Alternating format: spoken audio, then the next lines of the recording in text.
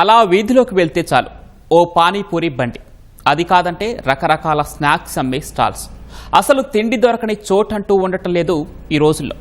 చేతిలో డబ్బులుండాలి కానీ ఎన్ని వెరైటీలు కావాలంటే అన్ని వెరైటీలు తినొచ్చు, రుచిని కూడా ఆస్వాదించవచ్చు. ఇదంతా బాగానే ఉంది, మరి ఆరోగ్యం మాటేంటి? టేస్టీగా ఉన్నాయి కదా అని ఏవి పడితే అవి తినేస్తూ పోతే కాస్త ఆలస్యంగా అయినా సరే ఆ ప్రభావం తప్పకుండా పడుతుంది. తెలంగాణలో ఇప్పుడు ఇదే జరుగుతోంది. రాష్ట్రంలో డయాబెటీస్ బాధితులు పెరుగుతున్నారని ఐసీఎంఆర్ నివేదిక తేల్చి చెప్పింది. దక్షిణాదిలో ఈ విషయంలో తెలంగాణ రిస్క్ జోన్లో ఉందని స్పష్టం చేసింది. అంటే సమస్య ఎంత తీవ్రంగా ఉందో అర్థం చేసుకోవచ్చు. అదే సమయంలో ఊబకాయం కూడా ఇబ్బంది పెడుతోందని వివరించింది ఈ రిపోర్ట్. మరి ఈ స్థాయిలో రాష్ట్రంలో డయాబెటీస్ బాధితులు పెరగడానికి కారణాలేంటి? ఈ నివేదిక ఏం చెప్పింది?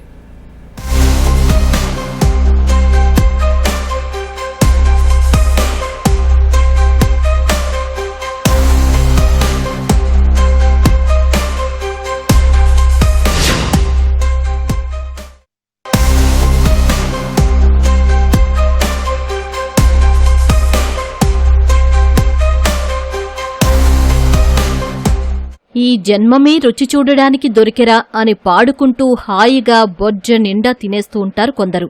నిజమే, జీవితమన్నాక ఆ మాత్రం ఆస్వాదించకపోతే ఎలా? కాని ఎంత మూల్యానికి అని ఎప్పుడైనా ఆలోచించారా? సరదాగా బయటకు వెళ్తే చాలు, రకరకాల ఫుడ్ స్టాల్స్ కనిపిస్తూనే ఉంటాయి. ఎంత వద్దనుకున్నా మనసు లాగేస్తూ ఉంటుంది. ఈ ఒక్కసారికే కదా అని వెళ్లి తినేస్తారు. అదే క్రమంగా అలవాటుగా మారుతుంది. చివరకు అదే ఆరోగ్యానికి ఎసర పెడుతుంది. ఎప్పుడో అప్పుడు రుచి చూడ్డం వేరు, అదే పనిగా తినడం వేరు. రోజూ రుచికరమైన ఆహారమే తినాలనే ఆరాటంలో ఆరోగ్యం పాడు చేసుకుంటున్నారు చాలామంది. ముఖ్యంగా ఫాస్ట్ ఫుడ్స్ తింటున్న వారిని డయాబెటీస్ వెంటాడుతోంది. ఈ విషయంలో దక్షిణాదిలోనే తెలంగాణ రిస్క్ జోన్లో ఉందని Indian journal of medical research వెల్లడించింది. అంటే ఆ స్థాయిలో పెరుగుతున్నారు మధుమేహ బాధితులు. Fast food attributed diabetes index study FADAS పేరిట ఈ రీసెర్చ్ పబ్లిష్ అయింది. మయో క్లినిక్, యూనివర్సిటీ ఆఫ్ అలబామా సంయుక్తంగా నిర్వహించిన ఈ అధ్యయనంలో కీలక విషయాలు వెలుగులోకొచ్చాయి. దక్షిణాది రాష్ట్రాలైన తెలంగాణ, తమిళనాడు, కేరళలో ఆహారపు అలవాట్లలో ఊహించని మార్పులు వచ్చినట్టు తేలింది. పోషకాహారానికి బదులు ఎక్కువగా ఫాస్ట్ ఫుడ్, అల్ట్రా ప్రాసెస్డ్ ఫుడ్కే అలవాటైనట్లు వెల్లడైంది. అంటే సాధారణ భోజనాలు తినడం తగ్గిపోయి ఇన్స్టంట్ ఫుడ్ తినడం పెరిగిందన్నది ఈ రీసెర్చ్లోని సారాంశం. తెలంగాణ సహా తమిళనాడు, కేరళలో పట్టణ ప్రాంతాల్లోని ప్రజలు ఫాస్ట్ ఫుడ్ కోసం భారీగానే ఖర్చు చేస్తున్నారు. ఈ అలవాటు కారణంగానే వీరందరిలో టైప్ 2 డయాబెటిస్ పెరుగుతుందని వివరించింది ఈ అధ్యయనం. మరో ఆందోళనకర విషయం ఏంటంటే తెలంగాణ ఈ విషయంలో హై రిస్క్లో ఉండటం. పైగా ఫాస్ట్ ఫుడ్స్ ఎక్కువగా తినడం వల్లే పట్టణ ప్రాంతాల్లోని ప్రజల ఆరోగ్యం దెబ్బతింటోందని చెబుతోంది ఐసీఎంఆర్ రీసెర్చ్. లెక్కల ఆధారంగా చెప్పాలంటే తెలంగాణలోని పట్టణ ప్రాంతాల్లో పురుషుల్లో కేవలం ఫాస్ట్ ఫుడ్ కారణంగానే 3.8% మేర డయాబెటిస్ నమోదవుతుంది. మరో ముఖ్యమైన విషయం ఏంటంటే భారత్లో ప్రథమ శ్రేణి నగరాల్లో ఫాస్ట్ ఫుడ్ కోసం ఖర్చు చేస్తున్న రాష్ట్రాల్లో తెలంగాణ ముందంజలో ఉంది. ఇక్కడి ప్రజలు నెలకు దాదాపు 28 నుంచి 34% మేర బడ్జెట్ను ఇందుకోసమే వినియోగిస్తున్నారని ఐసీఎంఆర్ రీసెర్చ్ చెబుతోంది. తర్వాత కేరళ, తమిళనాడు రాష్ట్రాలు ఈ వరుసలో ఉన్నాయి. ఈ రెండు రాష్ట్రాల్లో తక్కువలో తక్కువ నెలకు 1000 రూపాయల నుంచి 1450 రూపాయల వరకు packaged snacks, ready to eat meals కోసం ఖర్చు చేస్తున్నారట. మరోలా చెప్పాలంటే ఆహారం కోసం 3 రూపాయలు ఖర్చు చేస్తున్నారని అనుకుంటే అందులో ₹1 మేర ఫాస్ట్ ఫుడ్కే ఖర్చు పెడుతున్నారు. పట్టణ ప్రాంతాల్లో పురుషులతో పాటు మహిళలకు డయాబెటిస్ సమస్య ఎదురవుతోంది. ఎవరైతే ఎక్కువగా ఫాస్ట్ ఫుడ్ కోసం ఖర్చు పెడుతున్నారో వారిలోనే డయాబెటిస్ రేట్ ఎక్కువగా ఉంటోంది. అదే గ్రామీణ ప్రాంతాల్లో మాత్రం సమస్య లేదు. ఎందుకంటే అక్కడ ఎక్కువ మొత్తంలో ఫుడ్ స్టాల్స్ ఉండవు. డయాబెటిస్ అనేది ఆహారపు అలవాట్లపైనే ఆధారపడి ఉంటుందని చెప్పడానికి ఇదో ఉదాహరణ. ఆహారపు అలవాట్లతో పాటు ఊబకాయం కూడా డయాబెటిస్ రావడానికి మరో కారణంగా ఉంటోంది. ఇక్కడ మరో విషయం ఏంటంటే ఊబకాయానికి కారణం ప్రాసెస్డ్ ఫుడ్, ఫాస్ట్ ఫుడ్ అతిగా తినడం. అంటే ఇవన్నీ ఒకదానితో ఒకటి ముడిపడిన విషయాలు. ఐసీఎంఆర్ రీసెర్చ్ ప్రకారం దక్షిణాదిలో తెలంగాణతో సహా మహిళల్లో ఒబేసిటీ రేట్ అధికంగా ఉంటోంది. ఇది కూడా డయాబెటిస్ రేట్ ఎక్కువగా నమోదవడానికి కారణమవుతోంది. రానున్న రోజుల్లో ఇది అతిపెద్ద సవాల్గా మారుతుందని హెచ్చరిస్తోంది ఈ అధ్యయనం. ఈ రిపోర్టు మాత్రమే కాదు, గతంలో తెలంగాణ ఆరోగ్య విభాగం విడుదల చేసిన లెక్కల ఆధారంగా చూసినా రాష్ట్రంలో డయాబెటీస్ బాధితుల సంఖ్య పెరుగుతోంది. తెలంగాణ స్టేట్ హెల్త్ డిపార్ట్మెంట్ గణాంకాల ప్రకారం రాష్ట్రంలో దాదాపు 39 లక్షల మంది, అంటే 13% మంది ఇప్పటికే డయాబెటీస్తో ఇబ్బందులు పడుతున్నారు. అంతేకాదు, భారత్లో డయాబెటీస్ బాధితులు ఎక్కువగా ఉన్న 4 రాష్ట్రాల్లో తెలంగాణ కూడా ఉంది.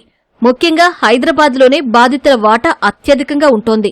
అంటే పట్టణ ప్రాంతాల్లోని జీవనశైలి మెటబాలిజంపై ప్రభావం చూపిస్తోందని స్పష్టమవుతోంది.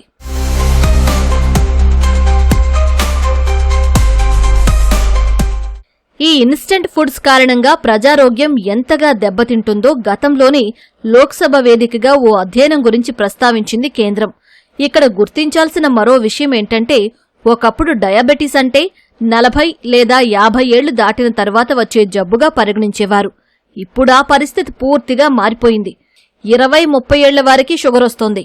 అంతకుముందు కుటుంబంలో ఎవరికీ డయాబెటీస్ లేకపోయినా సరే ఈ ఇబ్బంది తప్పడం లేదు. పైగా ఇన్సులిన్ రెసిస్టెన్స్ కూడా పెరుగుతోంది. అంటే ఇన్సులిన్ తీసుకున్నప్పటికీ షుగర్ కంట్రోల్ అవ్వలేని పరిస్థితి వస్తోంది.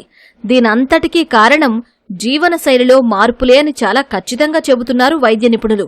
ఎక్కువ సమయం పాటు కూర్చోవడం, శారీరక శ్రమ లేకపోవడం, ప్రాసెస్డ్ ఫాస్ట్ ఫుడ్ అతిగా తినడం, ఎప్పుడు పడితే అప్పుడు భోజనం చేయడం లాంటి అలవాట్లు గట్టిగానే ఆరోగ్యాన్ని దెబ్బతీస్తున్నాయి. ఇక ఒత్తిడి అధికంగా ఉన్నా, స్లీప్ సైకిల్ సరిగ్గా లేకపోయినా డయాబెటిస్ ముప్పు తప్పదు. క్రమంగా బ్లడ్ షుగర్ లెవెల్స్ నియంత్రణలో లేకుండా పోతాయి. ఏదైతే ఈ కార్బోహైడ్రేట్స్ మనకి జంక్ ఫుడ్స్ తినడం వల్ల అనర్థాలు ఏంటంటే, వాటిలో ఫస్ట్ పోషకాలు ఉండవు. 2 సింపుల్ కార్బోహైడ్రేట్స్. నార్మల్ మనం తినేది కాంప్లెక్స్ కార్బోహైడ్రేట్ అయితే చాలా సింపుల్ గా రిఫైన్డ్ షుగర్స్ ఉంటాయి. దీంట్లో ఫైబర్ కూడా ఉండదు. గ్లైసిమిక్ ఇండెక్స్ చాలా ఎక్కువ. దీంతో మీరు తీసుకున్న తర్వాత చాలా తక్కువ సమయంలోనే అవి మన అన్నవాహిక నుంచి రక్తంలోకి వెళ్ళిపోతాయి. ఫైబర్ ఉంటే ఏంటంటే మన అబ్జర్ప్షన్ చాలా డిలే అవుతుంది. లేకపోవడం వల్ల అందులో సింపుల్ షుగర్, దానికి ఇంకా బాడీకి ఎక్కువగా దీన్ని జీర్ణించాల్సిన అవసరం కూడా ఉండదు. సో చాలా తొందరగా మనకి రక్తంలో కలిసిపోయి ఏదైతే ప్యాంక్రియాస్ సెక్రీట్ చేసే ఇన్సులిన్ హార్మోన్ అనేది ఎక్కువగా స్పైక్స్ వచ్చి ఎక్కువ కాలం లాంగ్ టర్మ్ లో ఇది మనకి డయాబెటీస్ గా మారే అవకాశం. పట్టణ ప్రాంతాల్లో టైప్ 2 డయాబెటీస్ ఎక్కువగా ఉండడానికి మరో కారణం ఆఫీస్లో ఎక్కువ సమయం పనిచేయడం, రోజు గంటల కొద్దీ ప్రయాణం చేయడం లాంటివి ఒత్తిడిని పెంచుతున్నాయి. అందుకే డయాబెటీస్ ని సైలెంట్ కిల్లర్ గా చెబుతూ ఉంటారు వైద్యులు. అంటే తెలియకుండానే దాడి చేసి క్రమంగా ఆరోగ్యాన్ని దెబ్బతీస్తుంది. ముఖ్యంగా టైప్ 2 డయాబెటీస్ అత్యంత ప్రమాదకరం. దీర్ఘకాలం పాటు ఇబ్బంది పెడుతుంది. అంతేకాదు, గుండె జబ్బులకు ఇది దారితీస్తుంది. అక్కడితో ఆగకుండా కొన్నిసార్లు కిడ్నీలను పాడు చేస్తుంది. మరీ తీవ్రమైనప్పుడు కంటిచూపుపైన ప్రభావం చూపిస్తుంది. కొందరిలో నరాల సమస్య కూడా వస్తుంది. మరీ కలవరపెట్టే విషయం ఏంటంటే 30 ఏళ్ల వారిలోనూ ఈ లక్షణాలన్నీ కనిపిస్తున్నాయి. అందుకే డయాబెటీస్ అనేది పెద్దవారికి మాత్రమే వచ్చే జబ్బు అని నిర్లక్ష్యం చేయకూడదు అని హెచ్చరిస్తున్నారు వైద్యులు. తెలంగాణలో మాత్రమే కాదు, దేశమంతా ఇదే సమస్య. టైప్ 2 డయాబెటీస్ విషయంలో diabetic capital of the world గా ఉంది భారత్. కాస్త అటు ఇటుగా 7 నుంచి 10 కోట్ల మంది ఈ జబ్బుతో ఇబ్బంది పడుతున్నారని కొన్ని అధ్యయనాల అంచనా. చెప్పాలంటే భారత్లోని డయాబెటీస్ కేసులలో 90% మేర టైప్ 2 డయాబెటీస్ బాధితులే ఉన్నారు. వీరిలో 45 ఏళ్లలోపు వారి ఎక్కువగా ఉంటున్నారు. బాడీ మాస్ ఇండెక్స్ తక్కువగా ఉండడంతో పాటు ఒబేసిటీ రేటు అధికంగా ఉంటుంది. అయితే చాలా మంది సరైన వైద్యం చేయించుకోకుండా నిర్లక్ష్యం చేస్తున్నారు. ఇదే తీవ్ర పరిణామాలకు దారితీస్తోంది. అందుకే ICMR Indian diabetes risk score IDRS వ్యూహం అనుసరించి వీలైనంత వేగంగా ఈ వ్యాధిని గుర్తించడంతో పాటు వైద్యం అందించాలని సూచిస్తోంది.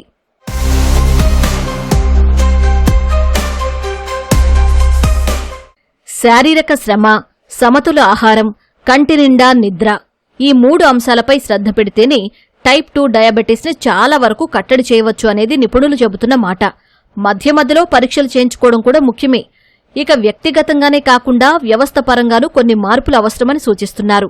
వర్క్ కల్చర్లో సంస్కరణలు చేపట్టడం, ప్రజారోగ్యంపై అవగాహన కల్పించడం లాంటి ప్రాథమిక చర్యలతో కొంతవరకు మార్పు వచ్చే అవకాశం ఉంటుంది. దేశవ్యాప్తంగా ఒకే వ్యూహం కాకుండా ప్రాంతాల వారీగా స్ట్రాటజీలు మార్చుకోవడం కీలకం. ఉత్తరాది రాష్ట్రాలతో పోల్చి చూస్తే తెలంగాణలో ఫాస్ట్ ఫుడ్పై పెట్టే ఖర్చు 3 రెట్లు ఎక్కువగా ఉంటుంది. అందుకే ఈ రాష్ట్రంపై ఎక్కువగా దృష్టి సారించాల్సిన అవసరం గట్టిగానే కనిపిస్తోంది.